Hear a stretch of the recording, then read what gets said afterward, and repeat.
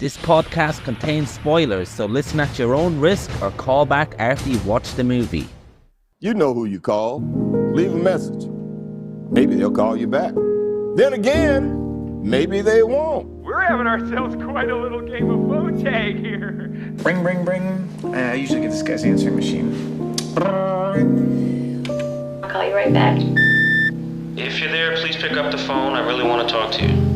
I check my fucking messages every day when I come home from work. My answering machine, zero. I got a blinking light. All I have to do is pick up this phone right here, inform the cinema, and your plan's kaput. No, I ain't got no phone. I had to pull, because people calling all the time, and who needs the aggravation, right? Interruptions.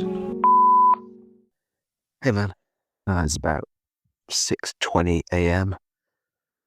on a Monday morning. I've been awake since 2. So, tried to get back to sleep. I couldn't do it. And eventually decided to just come downstairs, capitalize on that by watching a movie. I have just finished Wrong Move or The Wrong Move. I've seen it translated both ways. Wim Wenders' movie from 1975. Obviously a director that you and I have watched a lot of films of lately. This is the second in what's called his road movie trilogy. First one being Alice in the Cities, which we watched a month or 2 ago.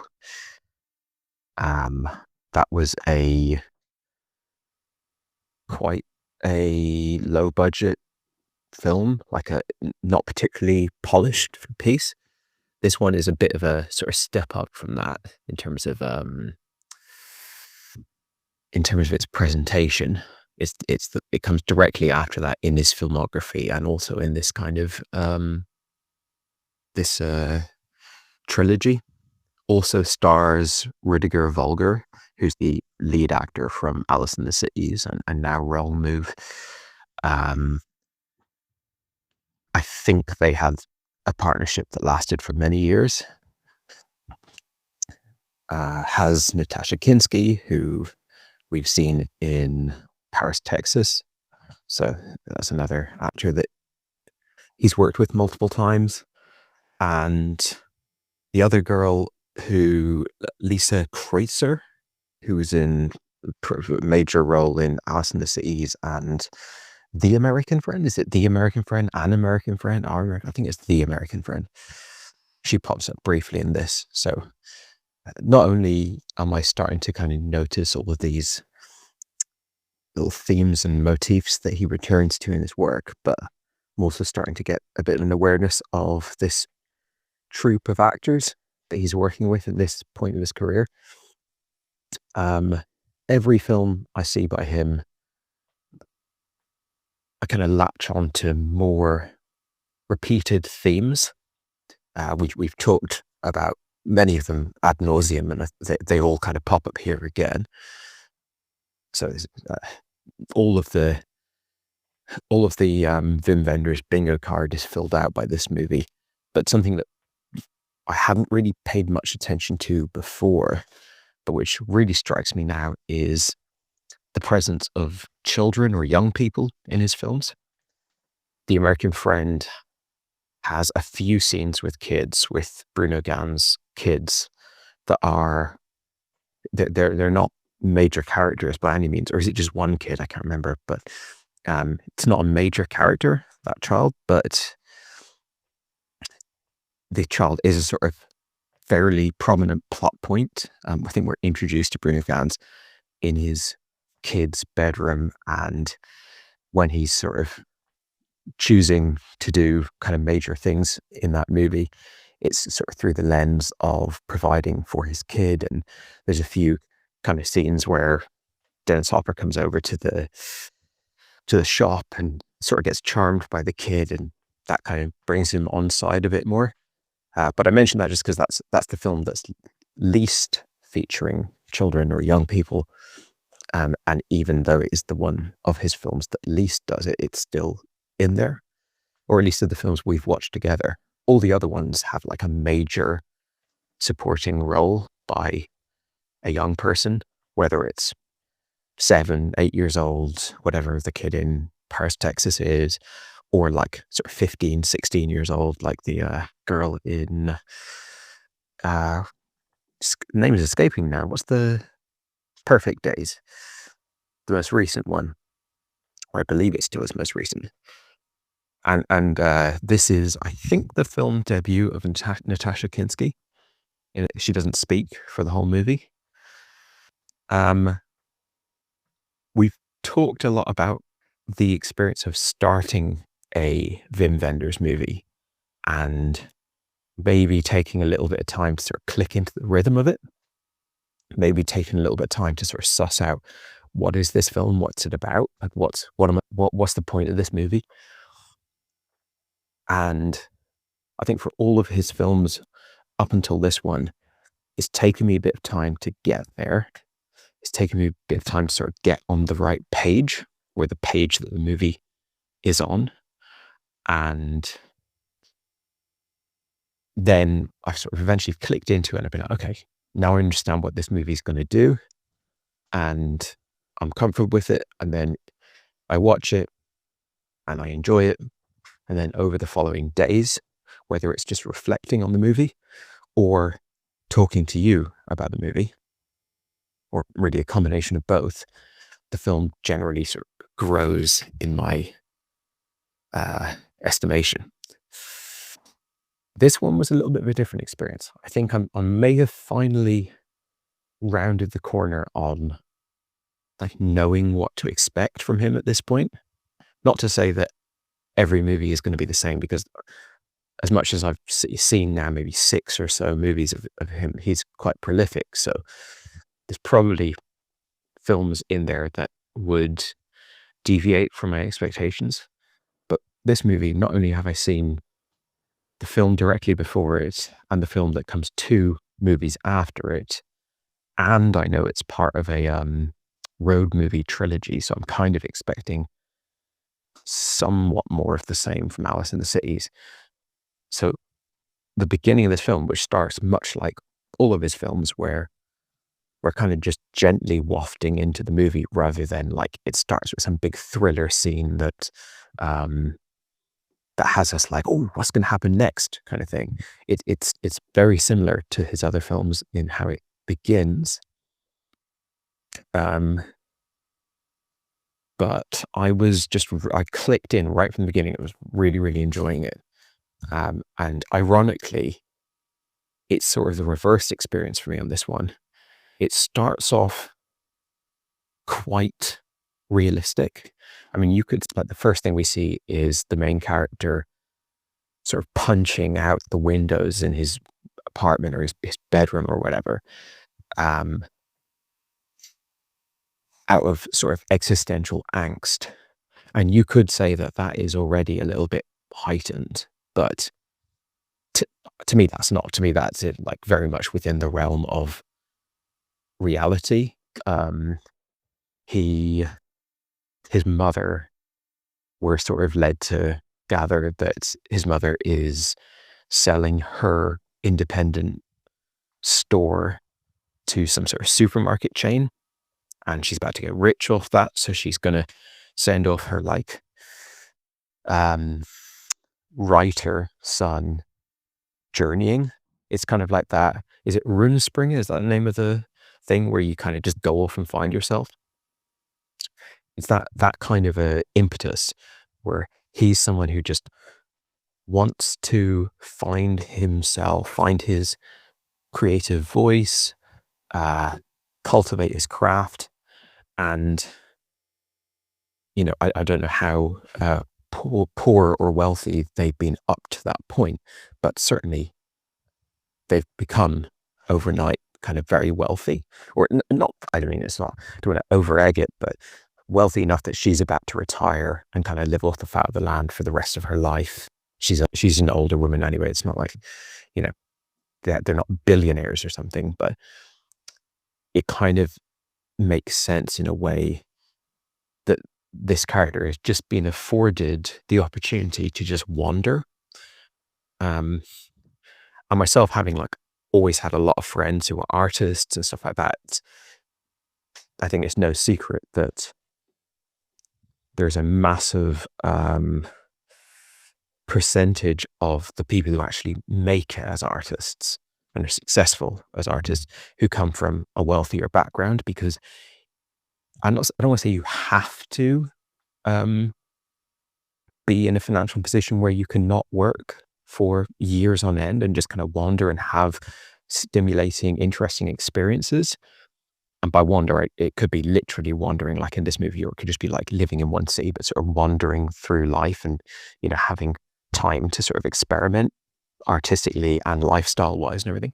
So I'm not saying you have to have that. There certainly are successful artists who got there while they were like working in Tesco's or something. But I think, you know, the odds are certainly more in your favor if you're able to kind of set off on a journey of exploration like this character.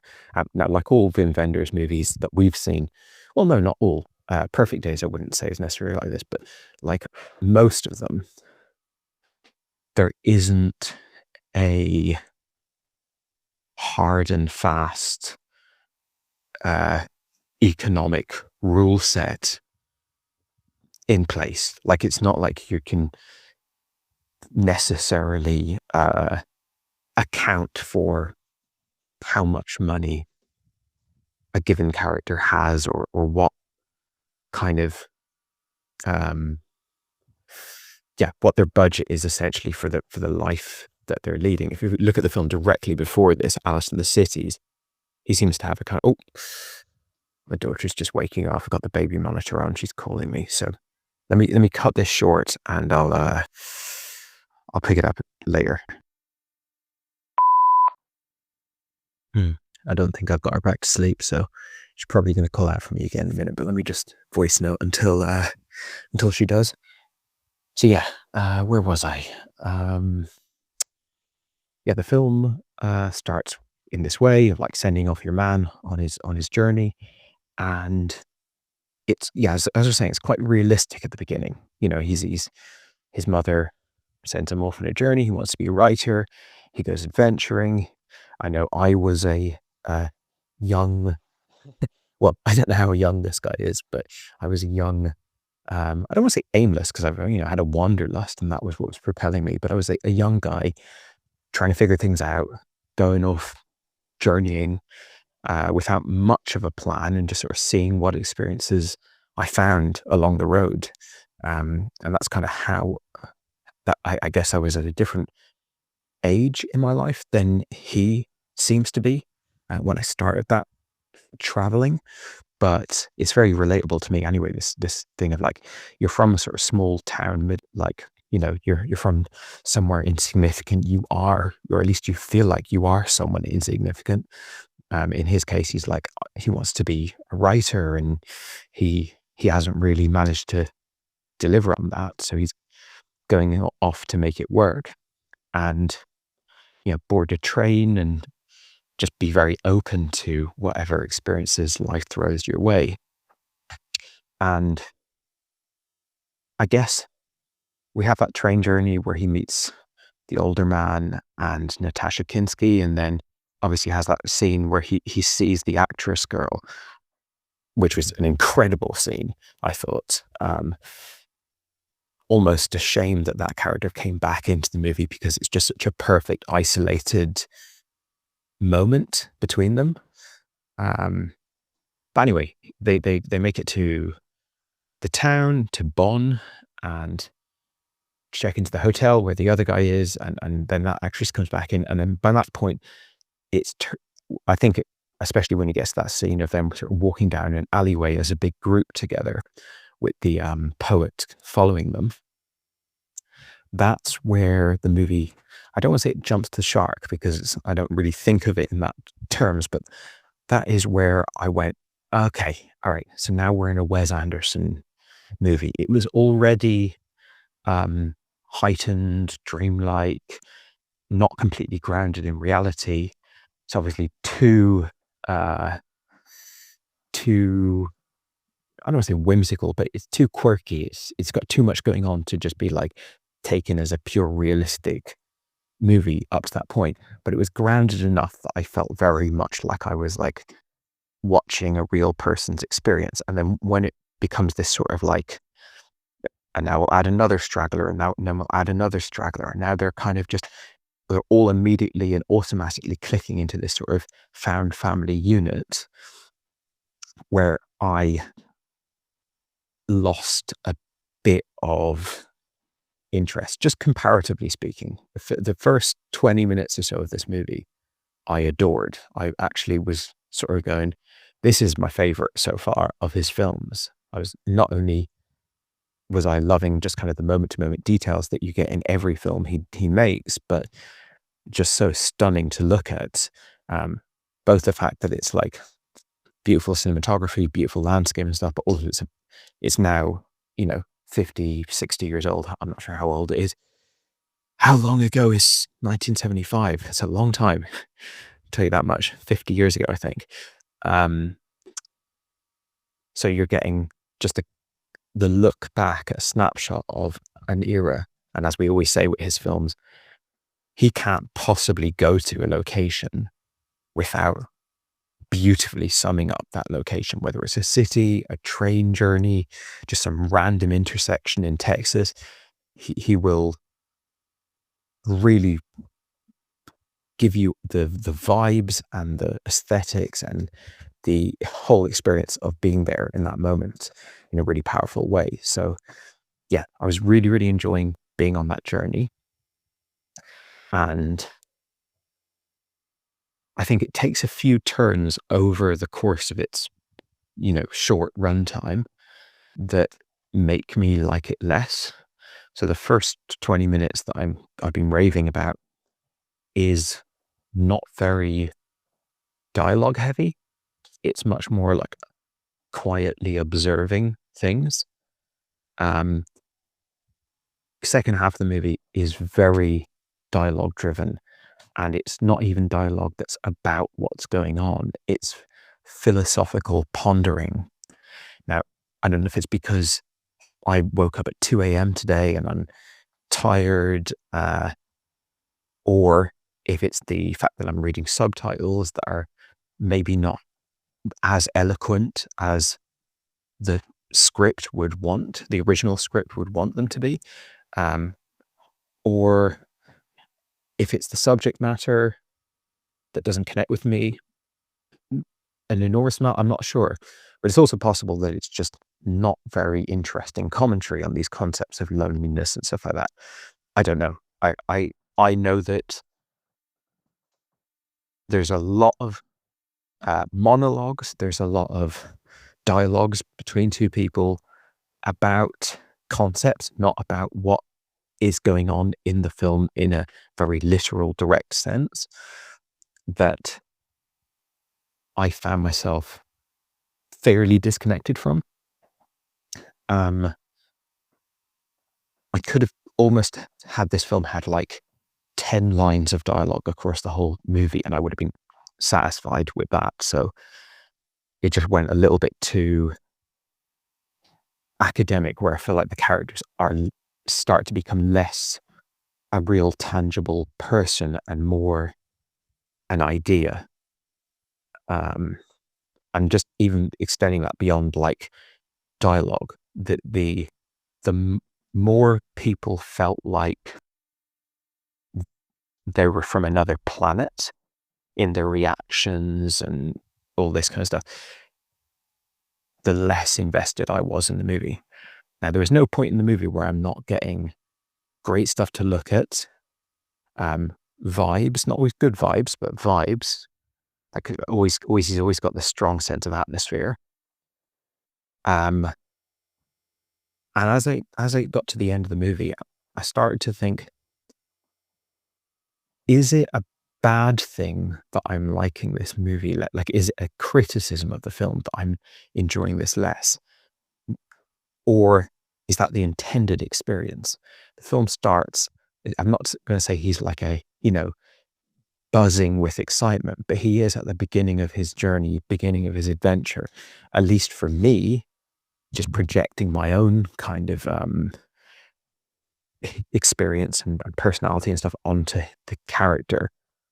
I start off watching this film going, we're off on an adventure, Bilbo Baggins. And so and the film is very bright at the beginning, and it's just magical in what the world seems to be offering him. And over the course of the film, it becomes darker and darker. We've got the sort of sexual relationship with a minor. We've got the Nazi high-ranking soldier reckoning with his past. We've got the increased frustration of him as a writer and what he can and can't give emotionally to this woman that he's developing a relationship with. We've got the house, the host of that manor where they stay for probably at least a third of the movie, who's in a sort of perpetual state of contemplating suicide. And the found family starts to kind of buckle up and just become unsustainable. So, and that's kind of a progression. It gets a darker and darker, shittier situation. And so it could be one of these things where, as I'm watching the film, I'm like, I'm loving this, I'm loving this, I'm loving this less, I'm loving this, oh, I'm uncomfortable, I'm not like it, I'm not, and then 2 days later, I'm like, the whole movie's brilliant because I had exactly the experience I wanted from it. Or not I wanted, but that the film was trying to give me. But anyway, it was just an interesting arc to go through. What else can I say about this film? I liked the main actor's performance, Rudiger Vogler, who I've only seen in Alice in the Cities. I'm not sure how much significant work he has outside of Wim Wenders' filmography, but if we continue watching Wenders movies, then we'll probably see more of him. The character rubbed me the wrong way in Alice in the Cities. I struggled with him. It took quite a long time for him to win me over in that film. I guess in this film, he comes into it less already in this place of superiority to the world. You could argue that Alice in the Cities is almost like a sequel to this film in a weird way, because at the beginning of the film, it feels like he is at least willing to acquiesce to the impulses of other people and he's like a sort of background seat observer, and he seems to be kind of more gracious in that way. By the end of the film, he has sort of taken that position of dominance over any other subject in the film. And so maybe if you look at where his character starts off in Alice in the Cities, especially seeing his character is kind of a frustrated writer at the beginning of that film, there's a weird sort of reverse chronology there. Not exactly. I'm not trying to say it works perfectly as a sequel, but there is something there to that kind of arc. And so it's a little bit more endearing watching a bit more humility in the earlier scenes. He's just less of a kind of arrogant prick. I suppose a lot of people would watch this film and go, what a fucking pretentious douchebag. He thinks he's so important, going off writing, and he's not even being employed by some newspaper or something. He's just, his vocation in life is just trying to wait for the muse to speak to him so he can do some important, substantial writing. It's I have zero criticism, or I'm so unjudgmental of that impetus. We see him in a place in his life where he has the means to support that. I don't know how long that's going to last. As I said, Wim Wenders movies don't necessarily follow like a strict budget. So I don't think Wenders or the screenwriter care about, or what's he going to do when the money runs out or whatever. That's not really the point of this movie. But here it's like, that's what he wants to do. That's what's calling him. And I think that is interesting. Not that I necessarily find the writing in the film interesting. I mean, the poetry that we hear, the written, do we actually see much of his writing? We hear his narration a lot. I just find, to me, like, I care much less about the what writers in this film are writing. I more care about the fact that someone is trying to find a way to rationalize their existence in the world. And all the characters are, but we're kind of got this point of view character. And that's just an interesting journey to be following in terms of movies. You watch like 20 movies, watch like the latest 20 high profile movies, and they're probably more likely to be about something more superficial and less kind of deep rooted to the core by and large. So yeah, that is something that I find engaging about his work. And yeah, it's a mixed bag for me. I liked it quite a bit. I feel very similar to how I felt after watching most of his films. So I'm kind of anticipating a growing fondness. I'm happy, actually was kind of putting this movie off in a way, because we've sort of been jumping around in his filmography. It's not like we've started with his first movie and we're kind of working through chronologically. We're jumping back and forth. And I thought, well, okay, so this is going back, presumably to when he had like less resources, less skills than the last film we saw by him, which was The American Friend. It's the second in a road movie trilogy, spiritual trilogy. And I've already seen the most celebrated, I think, of those movies. So it's like, am I just going to be watching a lesser version of a thing that was already a lesser version of a thing that was his later work? And yeah, there was a bit of a, and also I didn't particularly like the protagonist in Alice in the Sea. So watching another film that's like the Him show was slightly tough sell. But, woke up early this morning, if you can call 2 a.m. morning, and I just felt like I don't want a big bombastic movie. I'm not watching Bad Boys for Life in the middle of the night. I wanted something gentle, meditative, made a cup of tea, got a bowl of cereal, and just kind of chilled out on the couch. And it felt like it would be the right vibe. And as I said, the first 25 minutes or so of this movie, I was adoring. And then it became something different. And that's just, what, even now, thinking about it and kind of reflecting on the movie as a whole, I like the second act and third act of the film more than I did like an hour ago. But what is always tricky for me, not always, but most of the time it's tricky, is when I've decided that it's one type of film and then it becomes something different. And I'm not talking in like a From Dusk Till Dawn type of way where it's like that's the whole point of the movie. I'm more talking like I've just sort of made up my mind about like what the film is what kind of sort of creative decisions, like subtler stuff rather than like a big narrative left turn.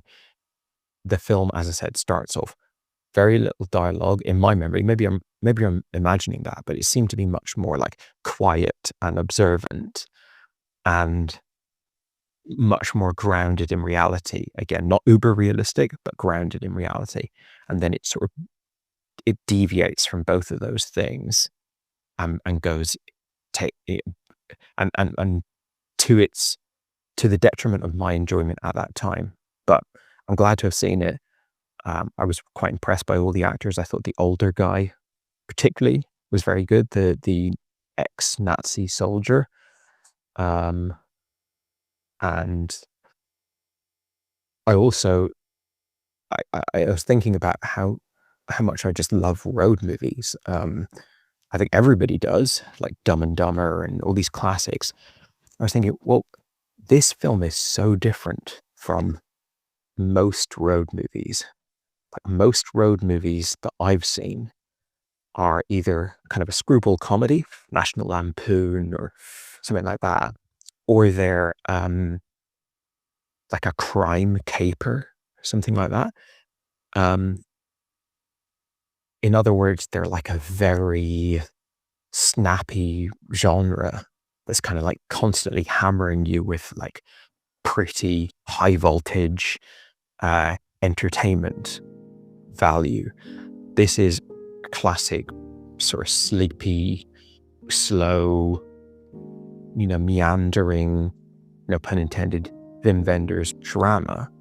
So why is it that even in this shape, I get so much value from it being a road movie, as I did with Alice in the Cities? And I just think it's a really nice way to liven up a film. Like imagine this film, exact same plot, but it's all set in one small town. Like the amount of great scenery we see in this film. I know it's only like in the background, but it really adds a lot of value to the film. Even the fact that the scenes on the train are really filmed on a train while it's in motion adds so much to the film. Oh, daughter's calling me again. I think that might be a closing time for this voice note. So yeah, let me know if you get to this and what your thoughts are. Hey man, interesting to hear your thoughts on Wrong Move or The Wrong Move, whichever it is called. Yeah, I think like you, I've found a way at this point to hit the ground running with a Wim Wenders joint. And it's kind of something that was influenced by other movies. And I don't mean this disparagingly, and I don't mean this as a slight, but it's almost better to go into his movies expecting to be underwhelmed, almost.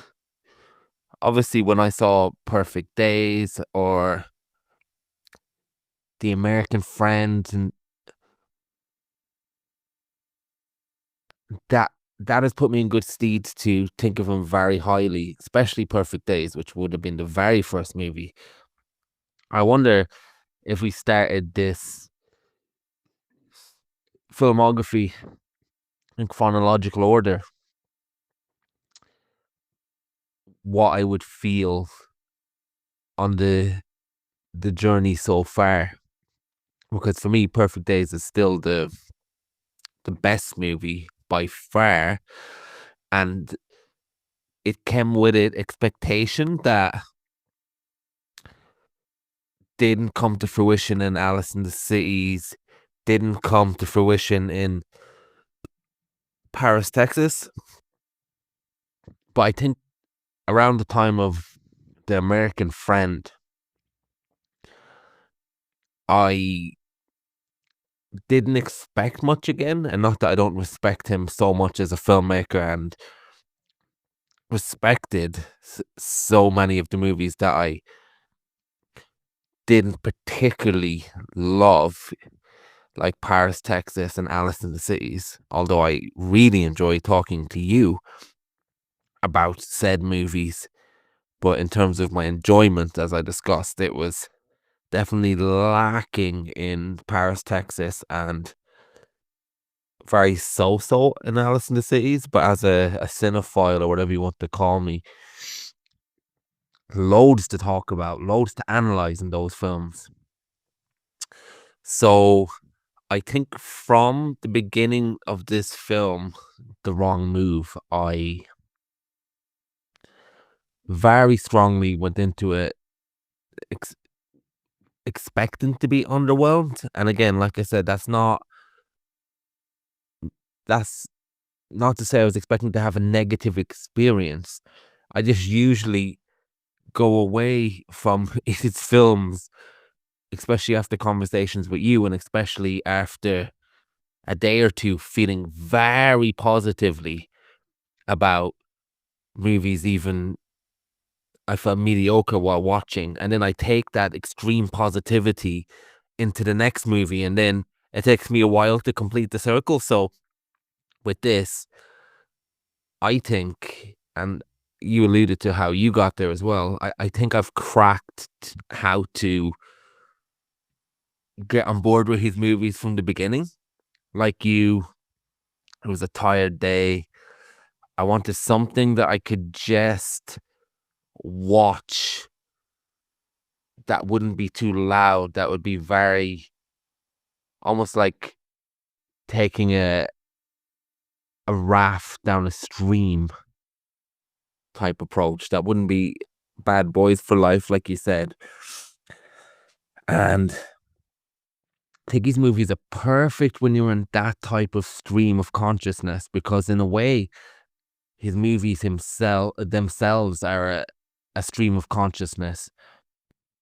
And so I started off with this, probably getting on board quicker than any of the movies that we've seen so far, including Perfect Days. And it's very nice to be able to ease in from the very beginning with this. And obviously, we see the main character played by Rudiger Volger, who I think, and I've only seen him twice now, but I feel like he's a much better actor a year later than he was in Alice in the Cities. And maybe that's completely untrue. Maybe he's done loads of films before then, and that was just the role he was playing. But I do feel he's a limited actor. I do feel he's very much a fill-in for Wenders, but I feel like he managed to put in a complicated performance in many ways in this movie. We're in the range of his acting ability, and I think Wenders uses him very well and knows what to do with him by this point a lot more than he did in Alice in the Cities. Or maybe it just could be that I'm used of what to expect from him now. I know his mannerisms, I know his facial expressions. So when he deviates in terms of character, and when he deviates in terms of his limited range, I think I notice it a lot more and I appreciate it a lot more now that I've seen a few performances, and it will be interesting to see him next. And I'll tell you one thing that I didn't appreciate with this movie, and that is I went into it completely blind, but there is a title card in the copy that we shared, because I know we watched the same copy, and it basically says this movie was filmed under these locations before it ends up on the highest peak of Germany. And the framing of that was a little bit annoying because I knew to expect it, but obviously it didn't really have much bearing on the movie. But anyway, I think this guy again named William, starting off in this movie, he's a little bit kind of like Lord Frontenray, and it makes me wonder what Wim Wenders' background is, because if I am right that the character is played by Rudiger Vogler is a stand-in for him in many ways, then I wonder does Wim Wenders have the same kind of concept of money and the same luxury to be able to figure out his art and to be able to figure out his role in the world in the same way that his central character does in these movies that we've seen. So yeah, we obviously see him basically getting kicked out to an extent by his mother.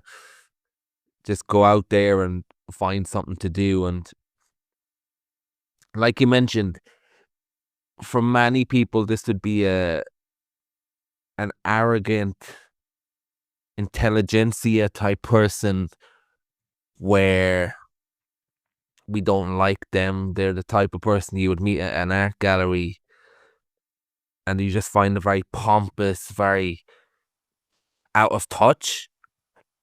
It would be easy to write him off as that type of person and maybe feel in opposition, but I actually really like the character in this. And I'm going to take a few big leaps, in my opinion, in a minute. Be interesting to hear your thoughts on as well. But firstly, like you, early on in this movie, I'm thinking it's going to be a very standard in terms of as realistic as a Wim Wenders movie can be type of journey where he's setting out, he's out by himself, he's just going from location to location. He starts off in Bonn.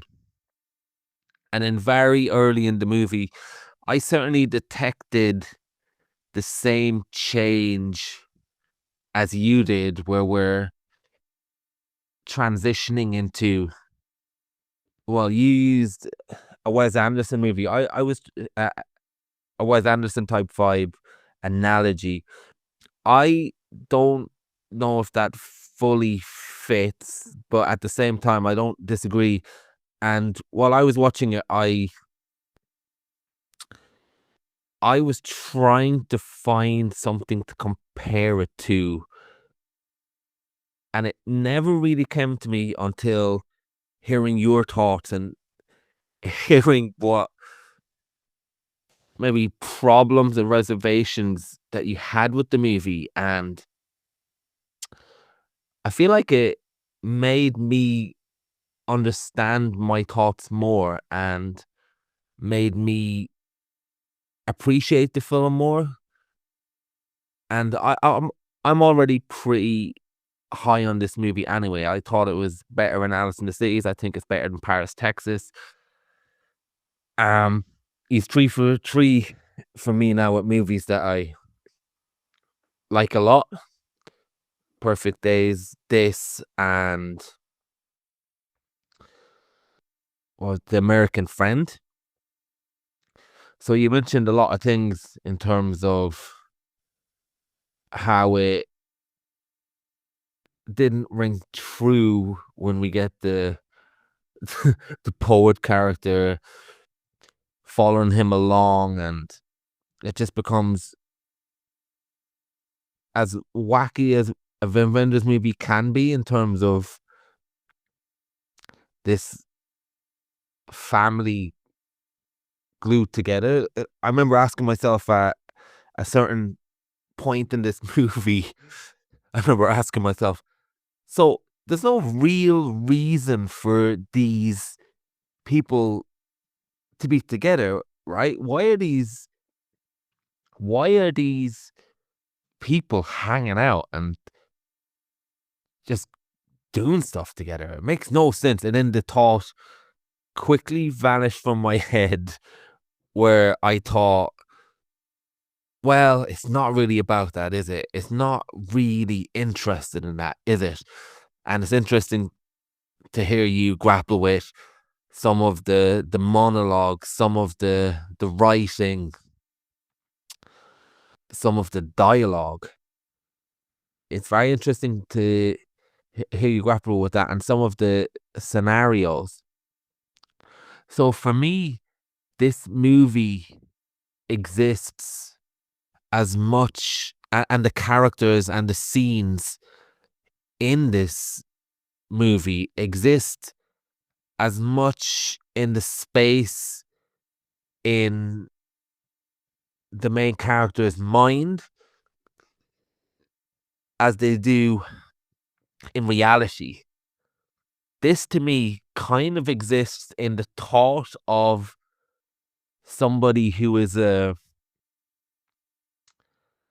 novice writer, somebody who is trying to, the character, I mean, somebody who is trying to work out the world, somebody who is having an imagination, and someone who is going from town to town. And as you know yourself from when you traveled, and I've done a bit of traveling as well, and even if you just happen to enter space with people for a very limited amount of time, it becomes something completely bizarre and something you can't replicate for the brief amount of time that you're together.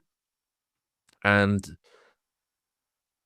people have often said this, and my partner said this. Have you ever wondered where all these people are going? Have you ever wondered where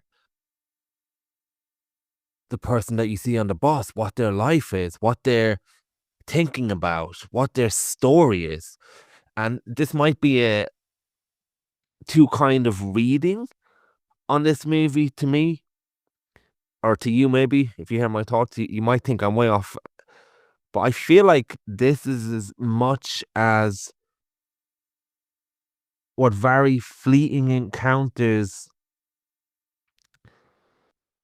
does to somebody who's trying to observe the world and is trying to wonder where these people are going, and wonder where they're going depending on how much time they actually had to spend with them. I'll give you an example. We get that great scene where that actress is smiling at Rudiger Vogler on the other train, and it's like a picture.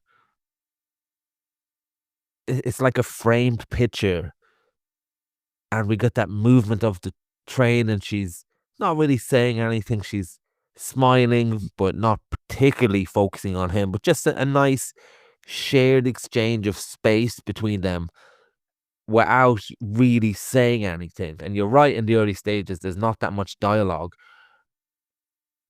Part of me thinks, in a way, if Wim Wenders is that character,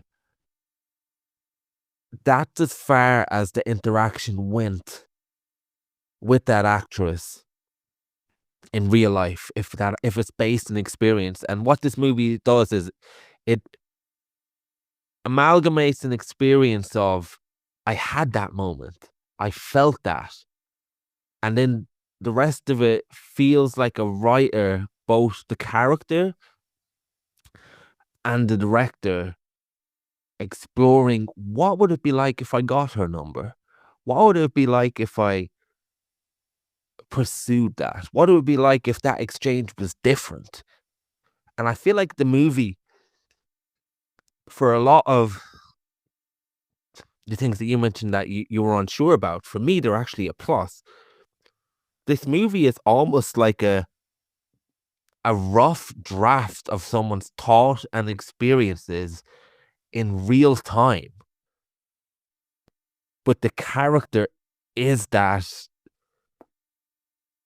almost focal point for that experiment, for that thought, for that feeling. So for us to experience the character who's a rough draft as a writer, yeah, his voiceovers and his thoughts are a bit rough. They are a bit unfleshed. They are a bit tiresome almost. And I don't mean I found them tiresome, but it's not exactly a fun place to be in the head of this character. But it is really fun seeing somebody who's a rough draft of what he might be going about in his early years on this quest.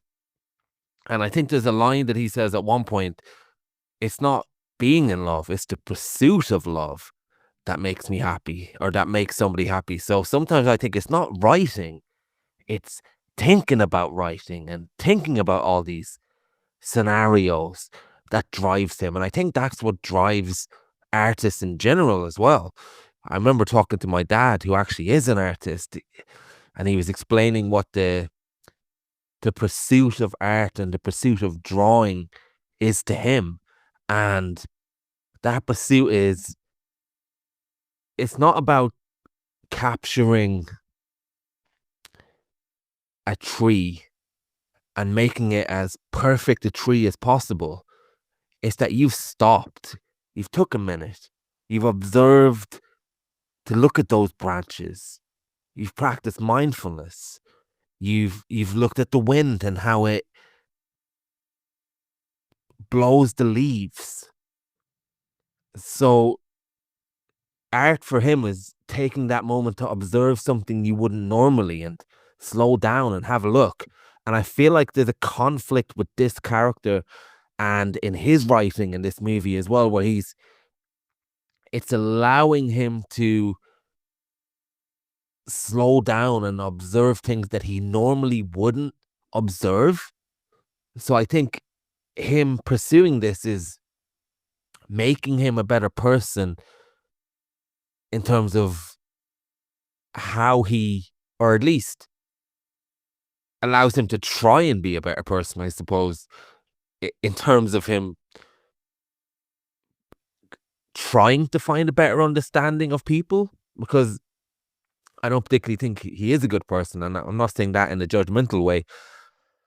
But like you said, it is a very disturbing movie at times as it goes on, and I feel like this is also a character, and this is also maybe a phase in Wenders' life where he started observing people and he doesn't like what he sees and he doesn't like the thoughts he had. Like, I felt like the scenes with Natasha Kinski and how she is handling this movie by both the older guy when we first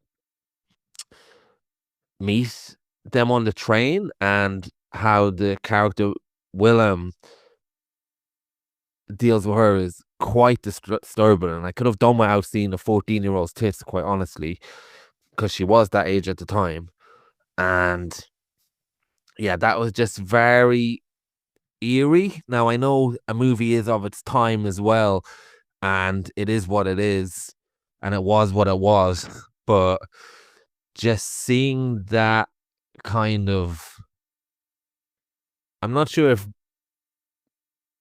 grooming is too strong a word, but let's just say complete disregard for the welfare and thoughts of this young girl and how she's kind of, I don't want to say passed around because she's not passed around, but how she's used in the way that the old guy says, "Oh, thank him," and then she starts juggling, and I'm like, "Oh, thank God, she's just juggling," and then she kind of leans him against him, and there's definitely a kind of weird sexual thing, and I feel like Rudiger, Willem, the character, I feel like he says at one stage to his actress girlfriend or love interest that, "Oh, she's no longer a girl. She's not a girl anymore." And I think he meant that in reference to the Natasha Kinski character. And I thought that was pretty eerie and pretty disturbing. It didn't really sit right to me in that scene where it's actually a very good scene up to that point, and the scene itself was very good, but very disturbing as well, where he gets invited upstairs to the actress's room, but he can't find it, and he's opening these different rooms, and we're seeing the various characters. And then he goes in, and Natasha Kinski is naked, and then he realizes it's her at some point, and just gives her a little slap. Yeah, that was quite,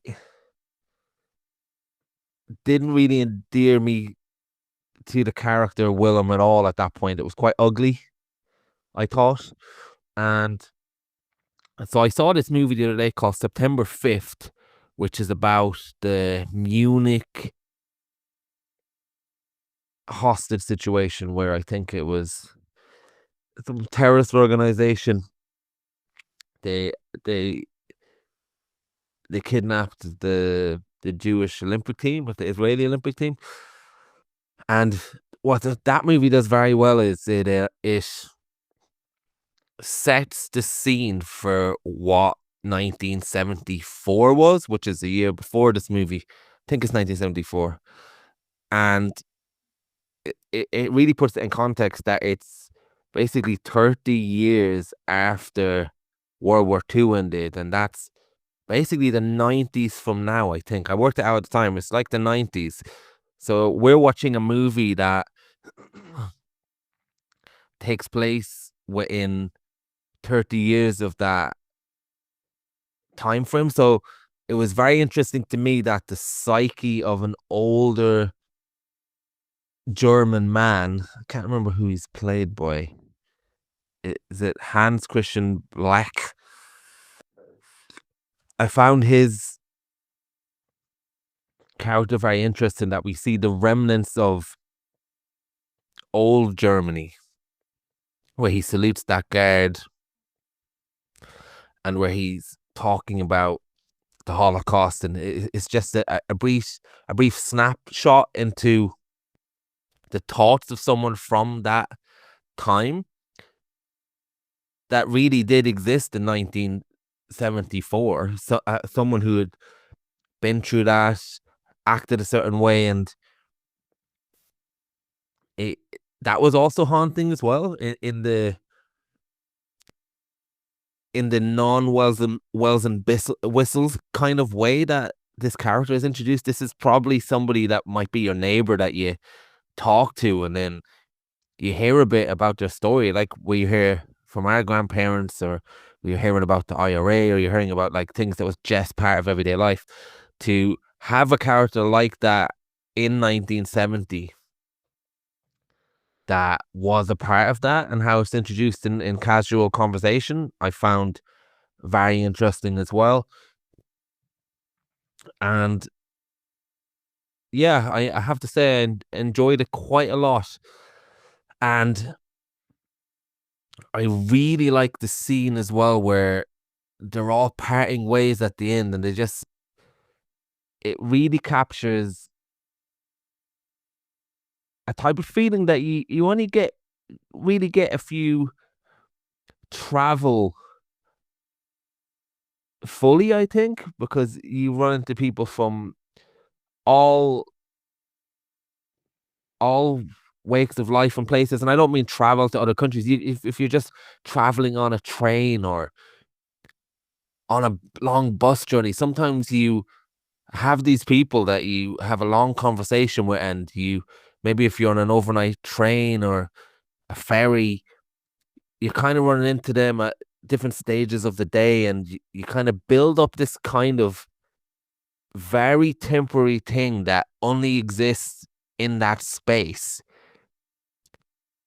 And it's not so much a bond as a perfect place and time for this interaction to exist that could not be replicated anywhere else. And that this movie exists in that space as well. And not to say you feel close to those people, but for a moment it feels like it's all that there ever was, in terms of the immediacy and the temporariness of not the temporary nature of the situation, but the present sense of the situation. And then immediately, once you're away from that, you're gonna forget about them instantly. It's sometimes, and I feel like, or maybe not instantly, but maybe as each day goes on, they're nothing more than a distant memory, and to the point that they might as well be a shopkeeper you bought fucking Snickers from, if you're thinking about the memory 5 years down the line. Not all memories, because sometimes you do think back, but I really like the way that these three characters, the actress and Natasha Kinski and Rudiger Vogler, when they part ways at the end and just walk off their separate ways, and then that's it. We're not any more than the journey that we took together. And I feel like a lot of these movies is about characters trying to get to a place and a destination, but I feel like this movie is also about the moments in between that journey and the people you meet. Yeah, that's a very astute observation you've made at the end there, in how it really captures that feeling of just the characters that you rub shoulders with on a journey who are very important and crucial to your life for a moment, whether that's 2 days or 20 minutes or whatever it might be. Your life is kind of pivoting around them, and then they're gone, or you're gone. You know, it's not something that's happened in your home where you live. It's something that's happened in a place that neither party will ever return to potentially, or, you know, in any case, it's not your usual stomping ground. And for a film that's as surreal, I would say, as this, I don't mean surreal like it's a trippy psychedelic trip, but it's not realistic, and it's not trying to be realistic. At least not like in terms of literally what's happening. For a film that's as surreal as this to have captured that so realistically, that feeling is quite interesting. I love talking about these Wim Wenders movies with you because you've just unlocked so much more of the movie for me in your description of it, and you thinking about it's like made me consider other interpretations of the film, and deepened my examination of the things that I was already kind of observing and clocking. But also another element of it, and I think we've come back to this time and time again, but I'm only sort of really realizing how potent it is, when part of the reason I like his films more the next day or the day after or the day after, whatever, is there's a quality to his films that when you look back on them, it's like you're remembering real life in a way.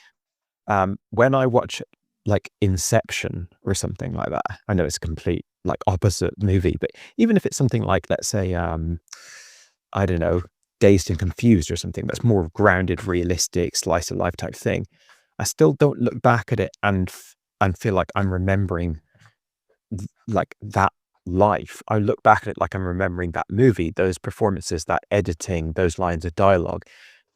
Because Wim Wenders movies are so saturated in environmental detail, whether that's like beautifully shot scenery, just the general ambiance, the architecture, everything. Like he just sums up the music, the sounds, the characters, it really, and even the pace, like the pace of an environment, all these kind of intangible qualities that you don't normally get from a film. He does incredibly well at detailing. So when I look back on Wrong Move now, a day or two after having watched it, it's like I'm looking back on a holiday that I came back from or something, not just because it was a road movie, but because like I can remember what it was like on that train. I can really remember what it was like on that train, not just I saw a few events happen on it. Like I feel like that was a location that I'm very, very deeply aware of. So yeah, definitely I think it's rewarding to have seen it with someone and be able to talk about it and kind of like relive it. And yeah, you raised a lot of very interesting points there. On the disturbing stuff towards the end, yeah, well, I say towards the end, it's kind of, it's everywhere past like the first act, really. Not that it's sort of a conventional 3-act movie, but you just roughly separate it into thirds or quarters. It starts off quite light on its feet. As you said, it does have that scene where the old guy is like, thank him to Natasha Kinski, and she kind of like nuzzles up with him and stuff, and you're kind of like, is there something else going on here, or is this just like, I'm being like overly paranoid here? But obviously that gets explored in more disturbing detail. And I read online afterwards that apparently she was 12 when it was being shot. Now, I don't know if that's true or not, but certainly she was young. I didn't know how old she was. Like, I was finding it difficult to kind of pin her down. And even the relationship she has with this older guy, like, is that her father? Is that her uncle? Is it just her ward? What's going on? The movie is a mixture between like you're taking things literally and you're just taking things as like it's purely iconic. It's not like actual real people. But yeah, it's interesting. You mentioned like changes in norms and stuff like that. Like, what was sort of standards, moral standards at the time and stuff. The two, well, you could say that all of the discussion on loneliness is like a third part of this. Let's say the three most disturbing or darker elements of the film, which is the child grooming, sexual stuff, which isn't too major a part of the film. It kind of rears its head a few times, and most notably in that one scene, but it is obviously an element. And depending on how much you're thinking about it, I guess it could be an element of every scene that she's in terms of just like her well-being and what's like, what is this guy's deal with her? So there's that. There's the loneliness stuff, which is kind of like I guess the crescendo of that is the suicide that we see. And then there's the Nazi stuff. And, certainly those three things coming together does make it quite a dark film. Not even just dark in what happens, but dark in most of the time, most of the characters are struggling. Like they're not like at rock bottom, but they're uncomfortable and they're kind of antsy a bit. And if, when you're watching a Wim Wenders movie, you really get the emotion. It really floods into you. So I think that makes it a darker movie to experience. It's interesting, like the loneliness stuff isn't of its time. That's, if anything, that's a problem that's gotten worse over the years as like communities have broken down, and I think there's maybe even more discussion of it now. But the child grooming stuff, that is something that you kind of have to like while you're watching it, you're like, it's a 1975 film. How old is the character supposed to be? What was normal to do? Not to say that I think that the events in this film are normal, average, everyday 1975 behavior or like sexual politics of the day or whatever. But I would be very surprised if Wim Wenders or any director really would make this film with that subplot in today in the way that it is there at all, like even remotely. So partially the kind of depiction and the way it's shown is something that we're a little bit removed from in terms of our ability to like properly reckon with it, or at least reckon with it in the way that it was intended when it was sort of put in the film. It's taken on a very different implication than what would have been expected by the filmmakers. But the other thing that's difficult for us to relate to, especially like me and you, is the Nazi stuff. Two reasons. One, we're I don't know how old Wim Wenders is, but I'd imagine we're about 40 years younger than him. And 2, we're not German. So I'm curious how old he is actually, but now there's all like, people, any right-wing person is called a Nazi, but back when Wim Wenders was growing up, he was surrounded by actual literal Nazis. I don't mean in World War II, I mean like post-World War II. Certain amount of like high-ranking ones would have been executed or fled to Argentina or stuff, but technically there was thousands and thousands of soldiers of various standings, not just the lowest rank, that would have had to sort of assimilate back into society.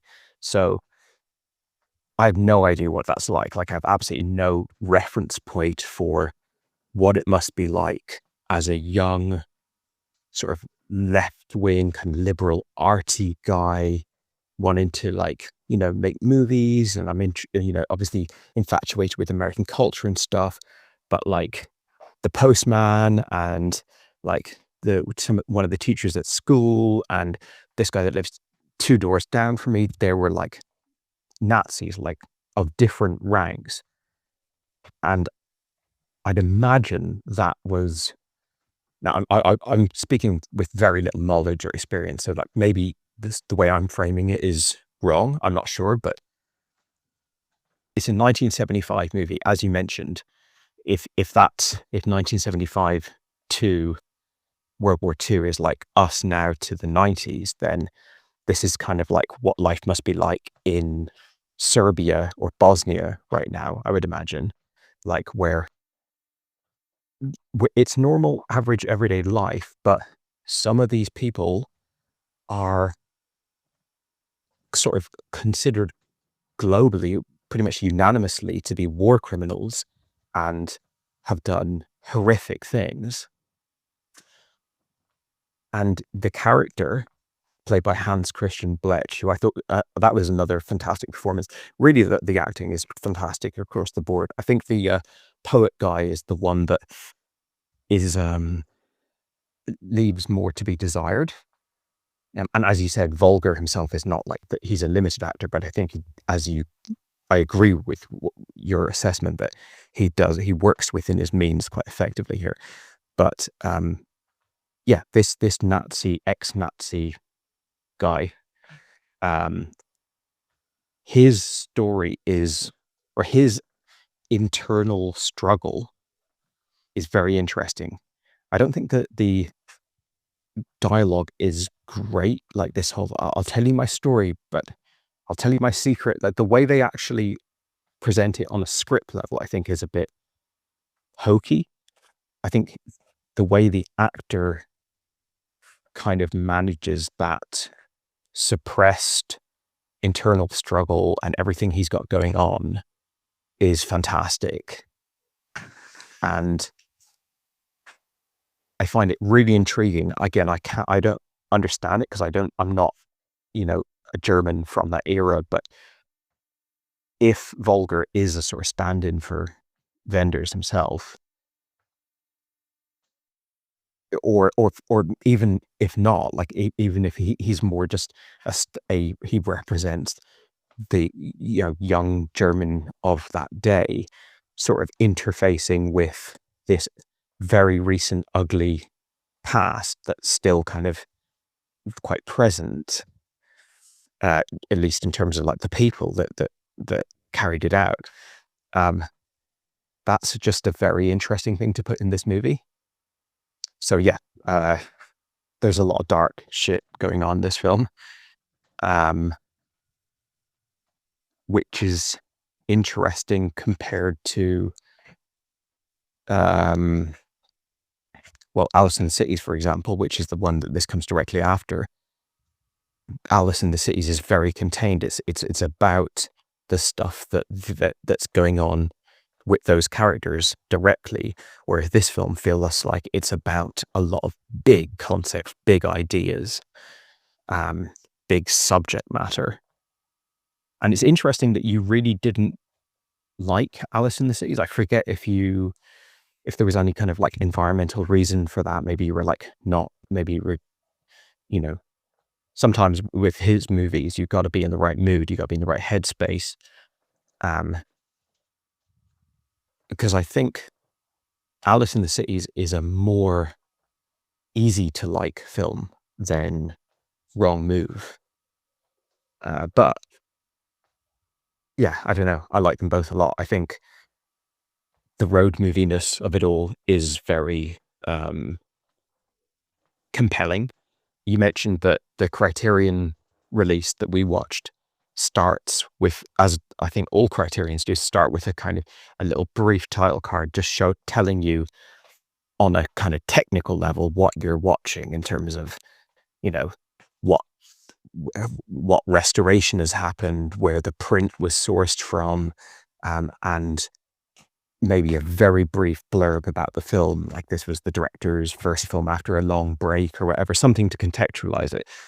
And it said, you quoted it there, I can't quite remember, but something about like the film starts in this place in northern Germany and it ends in, you know, the up high in the mountains in this other part of Germany, and how that's sort of slightly tainted or corrupted the viewing experience for you.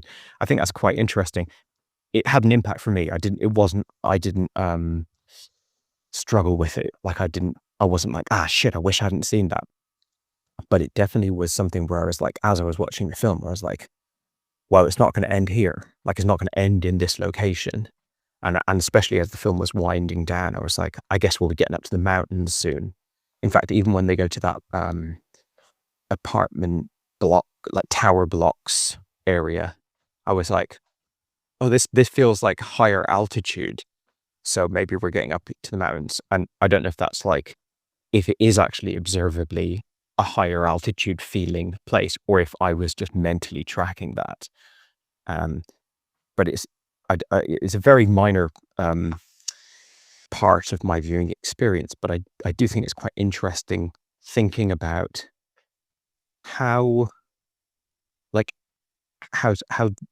the least spoilery thing you could ever know about the ending of a film, how much that spoils the film. And I know you wouldn't say it spoiled this film, and I think it'd be ludicrous to say that it spoiled the film. You'd have to be like the most anal viewer ever to say that your viewing experience was spoiled by that. But how the least spoilery thing you could ever possibly know, like it's such an insignificant, like even there's basically no context in which that could be considered like a major or even minor spoiler, but still, you know, one little detail, completely arbitrary detail about the end of the film. And what does that do to the viewing experience? It's just an interesting idea, I suppose. Because we've all seen movies where we knew a very important thing about the end of the film, and we're like, shit, you ruined it. So this is a weird case of knowing an arbitrary, nothingy piece of information about the end of the film. I think I actually, if anything, I probably benefited from it because I was told, I mean, I knew it was part of the road movie trilogy. I had already seen Alice in the Cities. So this wasn't exactly a shocking revelation, but I was kind of told from the opening title card that I was about to watch a journey, like the whole film was going to be an A to B journey. And that was such a appealing framing device for me that I was like, it was like, oh, cool. We're going to keep on trucking the whole way through this movie.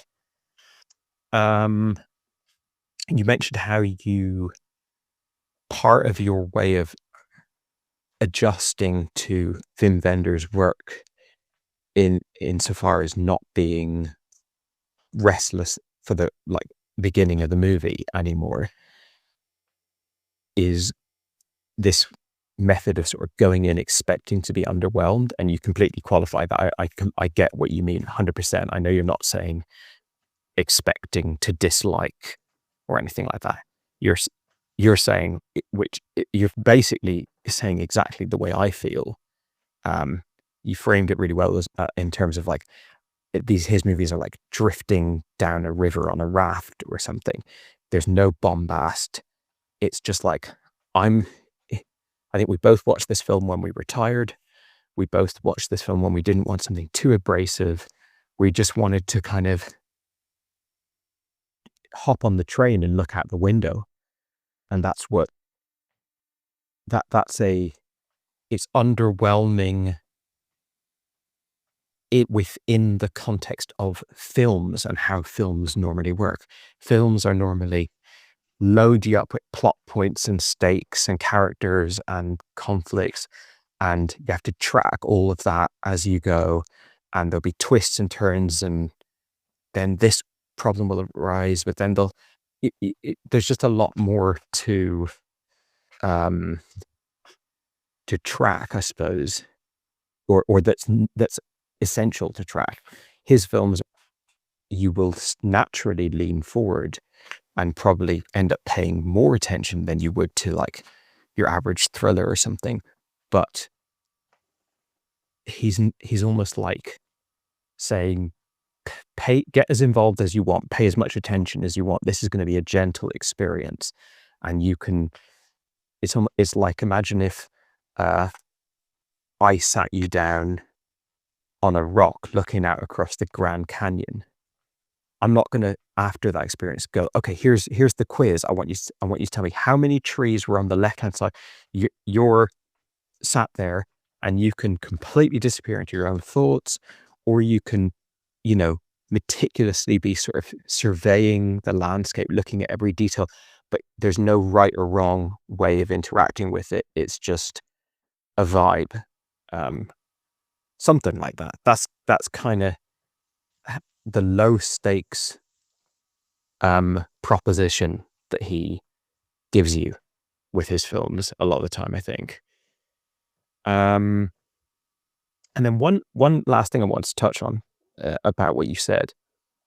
You said, and I know you don't mean this like in a literal sense of like, this is exactly what this is the actual correct way of interpreting this film, but just as an idea, forgetting about whether the film like is this or isn't this, because I don't think this film is or isn't anything in terms of like that rigid, exact, correct interpretation of it. But you toyed with the idea of, what if most of the time we spend with these characters is sort of a way of showing the mind of the protagonist. And again, I understand that you don't mean, this is one of those films where it's actually all in his head. This is, I actually won't give an example of one because there's a few that there's kind of a twist, but I know it's not that. It's not like a thing of like, did you know that the character, it's much more open than that. But the idea of like the moment that he gets with that girl on the train being the reality, or the brief scene that he gets with the old guy and Natasha Kinski being what really happened, like largely dialogue free, piques curiosity, but then that's all that you get in the real world. And then the ongoing companionship and like carrying them forward throughout your life is something that is more just like, I've plucked you out from the world and now I've put you in my brain, and you're one of the people and the mouthpieces and the ideas that I have rumbling around in my brain as I go forward. I think that's like a fascinating interpretation of this film, and I've only been introduced to it by you a few minutes ago when I listened to your voice note, so I haven't like sort of like methodically put it through its paces in my brain and sort of seen if it kind of falls down on some sort of logical level. I'm not inclined to do that because I don't care. I would never ask of this film to have some sort of like clever Chris Nolan puzzle box kind of way of interrogating it.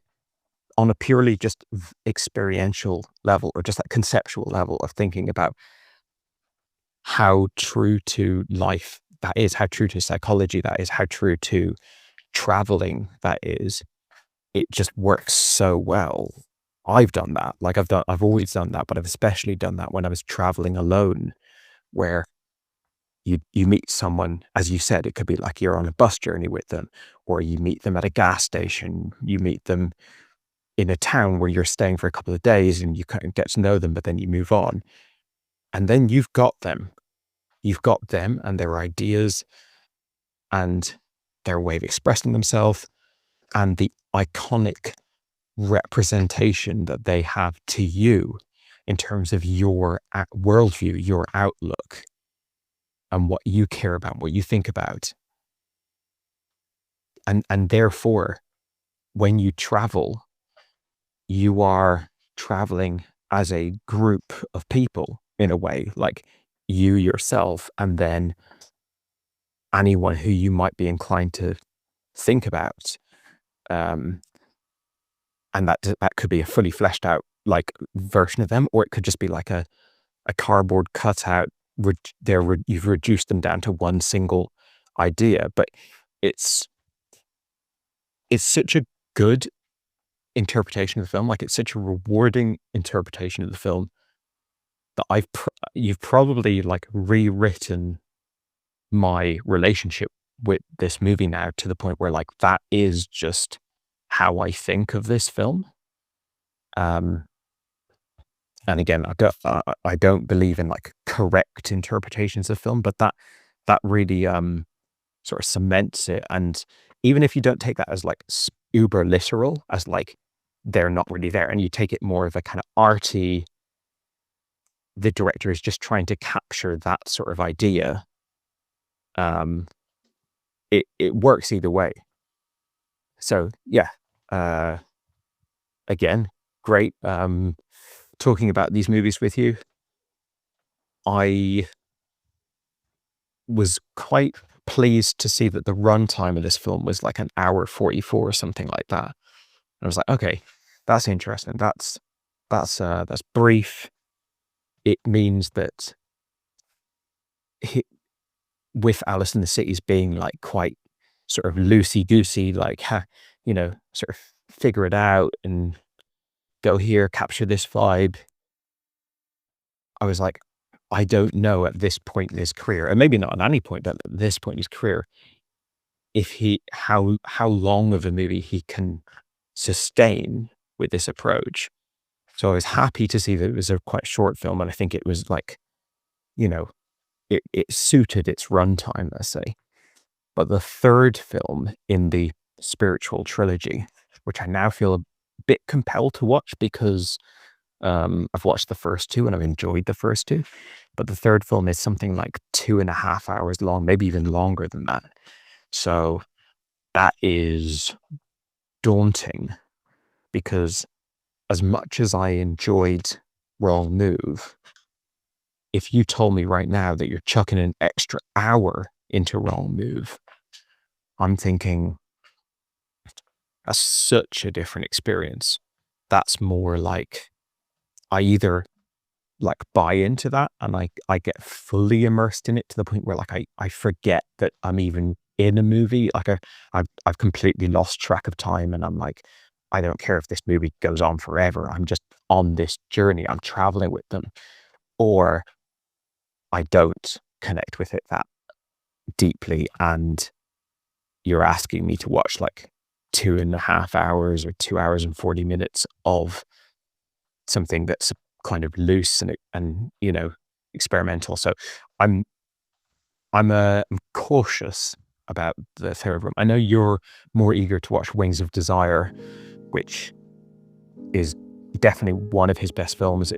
Just annoyingly, I've already seen it, and I've seen it recently as well. I've seen it in the last probably like 2 years or so, 2 or 3 years. So I'm feeling less drawn to that. But if you end up watching Wings of Desire like sometime soon, I'm sure you'll kind of rope me into it. But yeah, anyway, it's It's another good movie from him, and I think he's also a prolific documentary filmmaker, so that could be an interesting thing to explore at some point as well. Anyway, it's getting fairly late here now, just coming up on midnight, so probably going to hit the haystack. But yeah, let me know if you have any remaining thoughts on Wrong Move. Hey man, yeah, really liked hearing your thoughts on this and response to my thoughts. I love the way you put it. His movies feel very much like remembering that life and not that movie. And you made reference to things like Dazed and Confused, and even movies I really love, like the Before Sunset trilogy, and movies like that are very much a slice of life. When you think about them, you are remembering the movie. But with these Wenders movies we've been experiencing, or at least a lot of them, just in how he captures things, like you said, you do remember what it was like on the train. You do remember what it was like walking along the cliffs and the river with the barge in the background overlooking, and he just creates such a memory. He's almost, maybe when I'm 95 I'll be senile and talking to someone in the old folks home about this time that I went to Bond in 1975 and be confused. um and I read as well that this is like loosely based on a novel, but really has nothing got to do with the novel. And in fact, they went in opposition to the novel. The screenwriter, who wasn't Wim Wenders, they actually went about this to question if the pursuit of things and the traveling in this way is rewarding, and in that way it is almost counterproductive to the normal road trip narrative, in the sense that we see movies like About Schmidt or Cider House Rules, where this character leaves his comfort and through the people he meets has these wonderful experiences and is transformative. In this, the argument could be made quite strongly that it it perhaps isn't rewarding. Now, I'm not exactly making that claim myself. I just think, again, it's interesting that that is there. Along the way, there's people that had killed themselves horribly in suicide. He's come into contact with this vile Nazi guy, and at the end of it, he's by himself pondering what to do over that mountains, which is it's quite a good read as well. And like you mentioned, the Nazi character as well, what that's like to be surrounded by Nazis growing up, or ex-Nazis growing up in 1975, and Wim Wenders as someone who really likes American culture, somebody who obviously would be very left-leaning, we can presume. And you said, what, you don't even have a reference point for that. And that's true in a way, but I guess it's kind of like if you're talking to old people over here and they're talking about World War II and what it was like. Everybody has a story. It's like that, except probably with shame, because you're as much as the bad guys can be in something as awful as war. And I guess we kind of have that sometimes, where I've heard people talk about war and kind of British pomp and imperialism and things like that in their history. And obviously I'm Irish, so I have a different feeling when I hear some of the things they say, not really in relation to World War II, but Northern Ireland and things like that, and obviously the poppy and various things like that. Which I hear from older people, it hits me different than maybe somebody here. So I can imagine newer German people hearing people talk about World War II either positively or negatively would send alarm bells. And also, you mentioned some of the Nazi dialogue, the Nazi dialogue for that actor was pretty hokey, but he was a very good actor, and I totally agree with that. But again, it forms into the almost state of sleep that this movie is. Well, maybe sleep's the wrong word. It's it's almost like a daydream. I think that's what I'm pinpointing on, but I'm thinking that maybe it's okay because Vogel is trying to write the character in his head, and I'm so glad that you were able to understand what I was saying in terms of I'm not saying this is all in his head, um,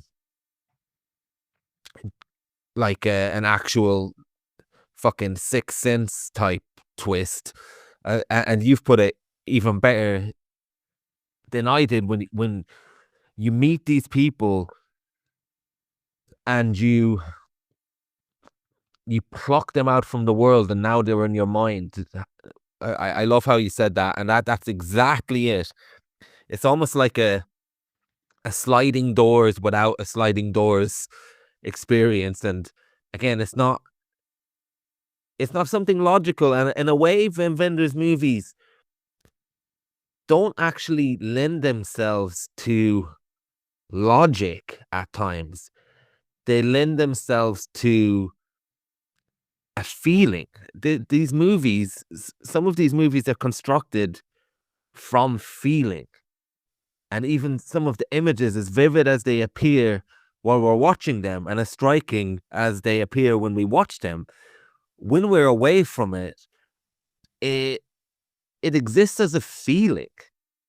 I feel what it's like walking along that mountain place. I feel what it's like when they're on the train. I remember the feeling, and I remember we went on a road trip years ago in 2006, and I have no photographic image in my head of any of the people we met along that way, but I do have a feeling that's reminiscent of how Wim Wenders catches that type of daydream when you're trying to recall stuff. And I remember when we went to the airport in Kerry, like I have no idea what that airport looks like, but I do have the feeling of what it looks like. And when I start thinking of Wim Wenders films, I have that as well. And when we went on a road trip to Portugal and that truck driver picked us up, I don't know what he looked like. I don't know what the truck looked like. I don't look like I don't remember what that bar was where I found out you were a fucking vegetarian after you ordered loads of steak. I don't remember clearly what that is, but and what it looked like, but I can feel it when I think about it. And I did something that I've never done when watching a movie and talking about it yesterday. I watched this Monday night, and I was ready to send the voice note and say my thoughts, but I thought, no, I need to wait a day to know how I feel about this movie and know how I interpret this movie. And like you said, there's no right or wrong way of interacting with these films, but there is something very unique to Wim Wenders and his eye in how he does this that is really, really rare. And just a few other things now that you said as well. I've actually took notes because I read this last night, and I listened to your voice note last night, and I wouldn't remember any of it. So I thought I didn't dislike Alice in the City. I thought it was okay. Entertainment wise, I thought it was okay. But as somebody who likes talking about film, I liked it a lot. I didn't like Paris, Texas from an entertainment point of view, but I probably watched it completely wrongly. But from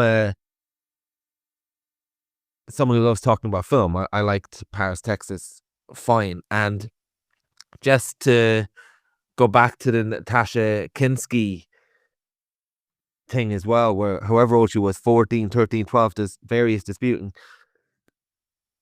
I get what you mean about it being both a small part of the film and a big part of the film, depending on how you want to look at it. And I get what you mean when you say that we're so far removed, we don't know how that was intended, in the sense of, was how we feel about it now meant to be thought about and discussed in that movie, or is it just that's how it was? I'm not really interested in that part of the story in terms of how we interpret it now, but it's got so many different connotations now as a viewer. But I would say Natasha Kinski, the same thing happened to her in the movie 2 years later, and she did an interview. I think she was about 14, 15 then, and she did an interview years later where she's like, I want that footage scrubbed. Like, I want the copies of me being nude burnt because I was 15. Nobody was looking out for me. Now, this was a different film, and she worked with Wenders quite often after this, I think, or at least a few times. So maybe he looked after her differently. I have no idea, but it is something. And obviously, I'm not somebody who takes real life things and puts it on art. I don't really like to do it, separate the art from the artist, but this was particularly jarring for me, this whole thing and this nudity, that it did,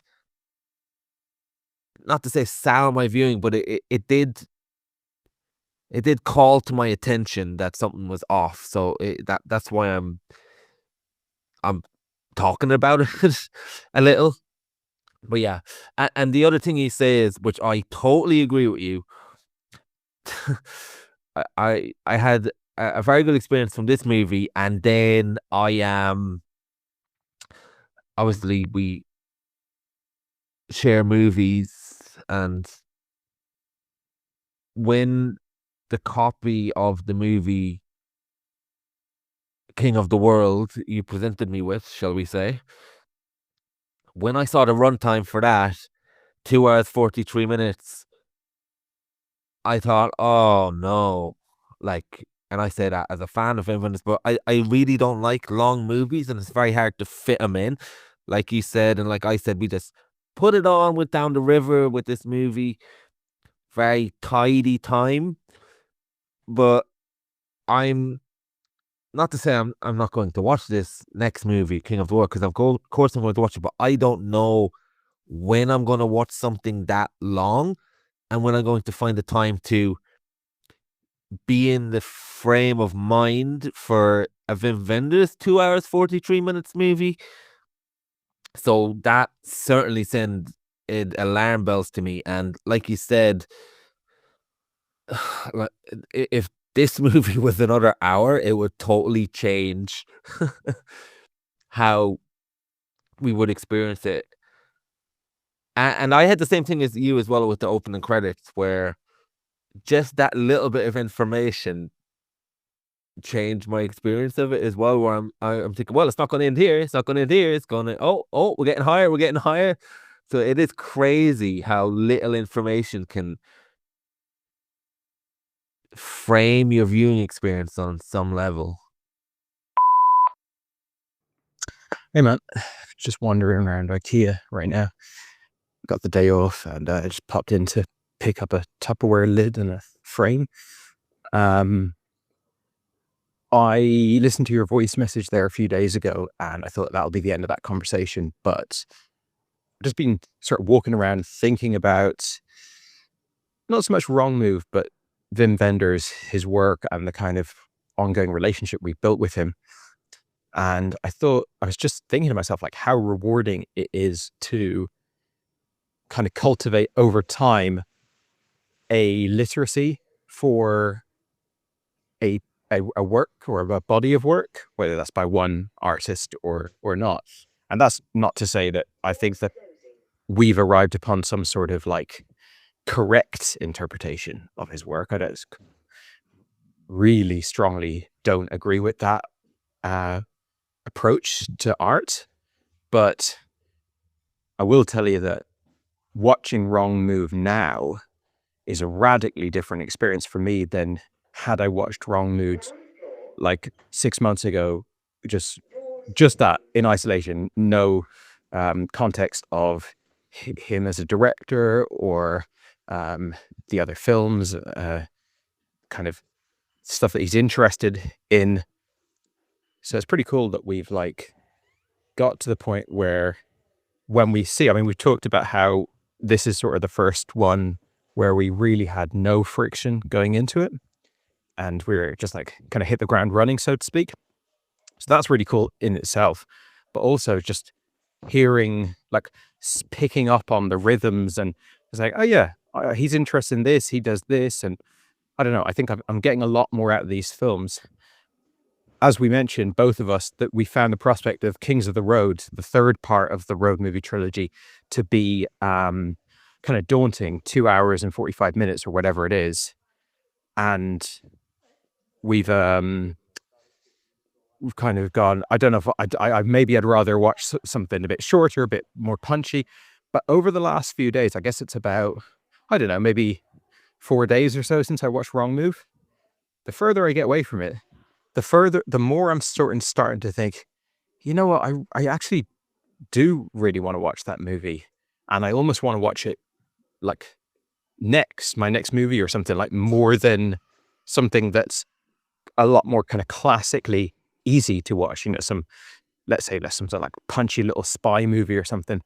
And I think what that appeal is, and this is why I kind of felt it might be worth just discussing with you, or, you know, throwing a voice note in, is there's something really enjoyable. It's kind of like, it's both enjoyable, but it's also pressured of like having made it to the point where you can watch something that you would struggle to watch otherwise.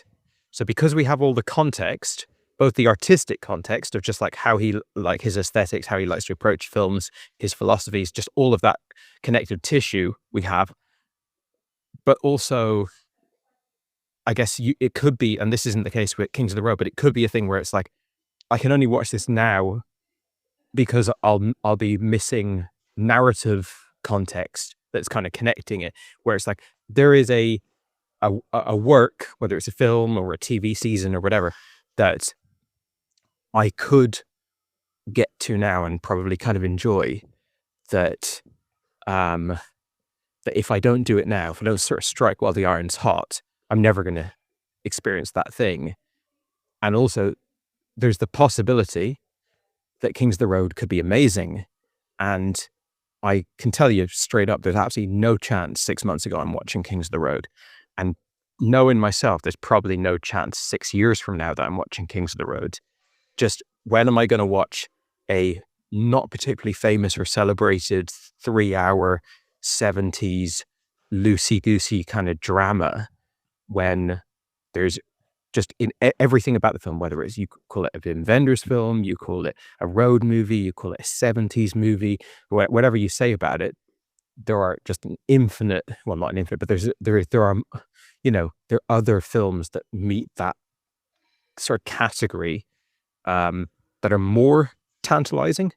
So yeah, I don't know, but also I guess partly it's that, but partly it's like wanting to capitalize on the moment, but partly it's like, you know, just talking about Wrong Move over the past few days with you, and listening to your voice notes and stuff, and just kind of reflecting on how much I enjoyed living in that movie, both for the 90 minutes that I was watching it, but also for the, like, following days, I'm like, well, maybe I want to live in a Wim Wenders movie for 2 hours and 45 minutes.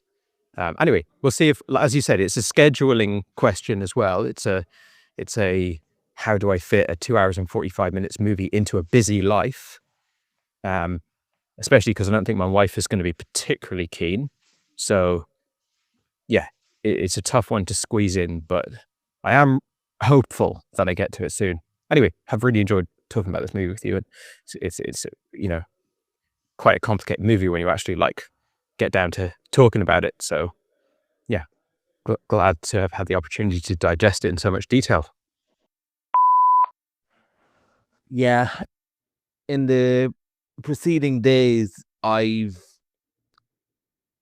almost had the same realization as you in terms of how locked into Wim Wenders you can get. We're probably more locked in than most people now at this point, and like you said, not locked in rightly or wrongly in our interpretations, but we are in a space where we're in a position to enjoy his movies and give ourselves the best chance.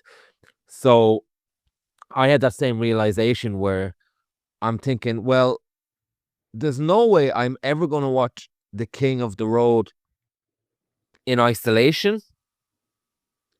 Like you said, 6 months before or 6 years from now. I'm not even sure if I would have watched Kings of the Road if we hadn't watched The Wrong Move, and based on how I felt about Alice in the Cities, which I discussed. But now I'm also thinking it is something akin to striking while the iron's hot, because if I don't do it now, soon in the next few weeks, I'm not going to do it ever, is probably the possibility of that. And yeah, the problem I have that you don't have, obviously you've got actual way more problems to schedule watching movies than me with 2 kids, and you mentioned your wife wouldn't particularly be up for it per se. But what you do sometimes is you watch it over a few days. I refuse to do that. I don't like doing it. It would mess up the rhythm for me. And I feel like if I paused it at the wrong time and started at the wrong time, that could be it for me. So I'm gonna have to schedule 2 hours 45 in my calendar. That's not as hard as it sounds, but at the same time, it's a less not exactly enthusiastic about just the time frame. But I think it is going to happen. Your mailbox is full. Please delete new or stored messages which you no longer need so that new messages may be received.